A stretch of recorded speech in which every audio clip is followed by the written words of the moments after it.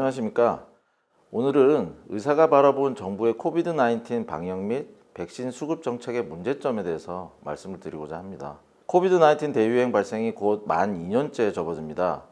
1년 반이라는 시간이 지났지만 우리는 여전히 마스크를 벗지 못하고 있고 매일 수백 명의 확진자 발생 뉴스를 보면서 불안해하고 있습니다. 의료인의 관점에서 바라보았을 때 그동안 대한민국 정부가 추진했던 방역 정책과 백신 정책은 너무나 미흡했으며 많은 문제점을 남겼습니다. 그렇다면 과연 어떤 문제들이 있었는지 하나하나 살펴보겠습니다. 먼저 방역에 대해서 이야기해 보겠습니다. 지난 2019년 12월부터 중국 우한시에서는 코비드-19 환자들이 폭발적으로 늘어나기 시작했습니다. 그런데 이 당시에 생각보다 빠르게 바이러스의 기본적인 특성이 알려졌었습니다. 자세한 유전자 레벨의 특성까지는 밝혀지지는 않았지만 기본적으로 이전 사스 바이러스와 유사한 구조를 가지는 코로나 바이러스라는 점과 바이러스성 폐렴을 유발하는 특징, 그리고 사스에 맞먹는 전파력을 가지면서도 치명률은 더 높은 바이러스라는 것도 알려졌었죠. 이러한 사실들은 국내에 코비드-19 첫 환자가 발생하기 전에 이미 알려졌었던 내용입니다. 그래서 당시 의료계에서는 사스 때와 마찬가지로 중국발 입국자를 차단하고 외국 입국자에 대한 검역을 강화하자고 강하게 주장했지만 정부는 외교 및 경제적인 이유 등을 핑계로 이 주장을 묵살했었고 그 뒤로 코비드-19는 전 지구적인 감염병이 되었습니다. 코비드-19 확산을 막기 위한 방역 수칙 중 가장 중요한 하나는 바로 사회적 거리두기입니다. 이 사회적 거리두기가 감염병 확산 방지에 효과가 있다는 사실은 학술적으로 이미 검증이 되어 있는 사실입니다. 하지만 사회적 거리두기가 제대로 효과를 발휘하기 위해서는 중요한 전제 조건이 필요합니다. 그것은 바로 외부로부터의 추가적인 감염원 유입 차단입니다. 즉 국제적인 개념의 사회적 거리두기가 바로 입국자 차단 및 검역 강화라는 점을 잊어서는 안 되는데 당시 우리나라 정부는 이를 무시했습니다. 대한민국의 방역 정책이 시작부터 꼬이기 시작한 것은 코비드-19 발생 초기에 중국발 입국자 차단을 시행하지 못했고 외국 입국자 14일 자가격리와 같은 국제적인 사회적 거리두기를 전혀 하지 않았기 때문입니다. 그래서 이미 외국으로부터 바이러스 유입이 상당히 진행된 시기에 대구 경북에서 확진자가 폭증했던 것이고 이때는 이미 지역사회에 바이러스가 다 퍼진 이후였기 때문에 돌이키기에는 늦었던 것이죠. 초기 방역이 실패했다면 이를 인정하고 이후에는 백신과 치료제라는 방어막 구축에 영향을 집중했어야 합니다.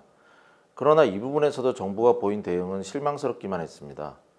지난해 초여름 즈음에는 확진자가 많이 줄었고 이 성과에 취한 우리 정부는 K방역을 국제사회에 홍보하기도 했었습니다. 하지만 실제 K방역의 성과는 국민들의 자발적인 마스크 쓰기와 사회적 거리두기와 같은 방역 수칙 준수에 의해서 이루어진 것입니다. 따라서 정부는 K방역의 성공에 도취되어 있을 것이 아니라 이러한 강력한 방역 지침이 장기화될 경우 발생할 수 있는 경제적인 문제, 방역 수칙 위반 사례의 증가 등을 미리부터 파악하고 사회적 거리두기 단계를 낮추기 위한 준비를 빠르게 시작했어야 합니다. 그 준비의 핵심은 바로 의료 시스템 재정비와 백신 수급이었습니다. 그런데 지난해 여름 정부는 첫 번째 실책을 저질렀습니다. 그것은 바로 코비드-19 대응에 대한 장기적인 대응책 마련을 위해 의사단체와 긴밀한 협의를 하기는커녕 코비드-19 시기를 틈타서 공공의대 설립 및 의대 정원 확대 등을 포함한 4대학 의료 정책을 밀어붙인 것이었습니다. 그 결과 젊은 의사들을 중심으로 의사단체가 파업까지 불사한 일이 벌어졌고 정부와 의료계의 신뢰는 완전히 깨져서 현재까지도 회복되지 않고 있습니다. 그리고 정부의 두 번째 실책은 바로 백신 확보의 실패였습니다. 지난해 여름 화이자와 모더나 같은 글로벌 제약회사의 미국이 천문학적인 비용을 지원하면서 백신 및 치료제 개발에 힘쓰고 있다는 뉴스가 나오고 백신 임상시험이 시작되고 있을 때 외국 선진국들은 앞다투어서 백신을 개발하고 있는 제약회사들의 선주문을 걸고 추후 출시된 백신을 먼저 확보하기 위해 전쟁을 벌였습니다. 그런데 우리나라는 이 당시 선주문을 넣지 못했습니다. 아니 정확히 말하면 하지 않았습니다. 최근 독감 백신 입찰 실패 뉴스 보도 등에서 알 수 있듯이 정부의 백신 입찰 가격 후려치기는 오랜 관행이었습니다. 그런데 이러한 백신 입찰 가격 후려치기 관행이 코비드-19 백신 계약 과정에서도 이루어졌다는 보도 내용을 보았을 때 전 국민들은 충격에 빠지지 않을 수가 없었습니다. 코비드-19으로 인해 발생한 경제 위기를 극복하기 위해서는 재난지원금과 같은 정책을 사용하기보다는 코비드-19 감염병 상황 자체를 빠르게 해결해서 국민들이 일상으로 빠르게 복귀할 수 있도록 해야 합니다.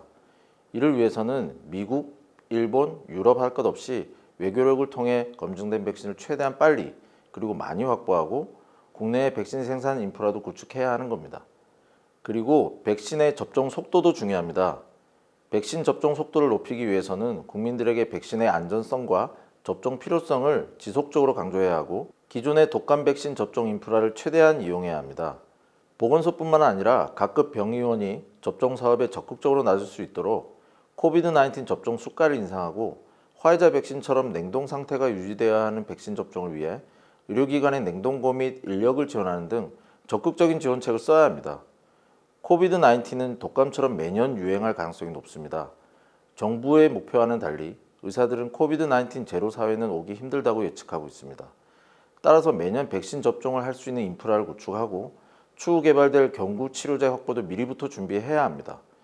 이러한 노력이 빠르게 이루어지면 코비드-19 치명률은 독감 수준으로 낮아질 것이고 코비드-19이 독감처럼 관리되기 시작하면 우리는 마스크 없는 일상으로 복귀할 수도 있을 겁니다. 대형마트와 백화점, 쇼핑몰은 인산인해를 이루고 매일 아침 저녁으로 촘촘하게 대중교통을 이용하는 국민들이 동의하기 어려운 장기적인 사회적 거리두기 강요는 현실적으로 유지하기 힘들다는 사실을 알아야 합니다. 국민들이 즐겁게 여행 다니고 아이들이 마음 놓고 어울려 뛰어놀 수 있는 사회는 정부의 능력과 국민들의 협조에 달려 있습니다. 이상 대한병원의사협의회였습니다. 시청해 주셔서 감사합니다.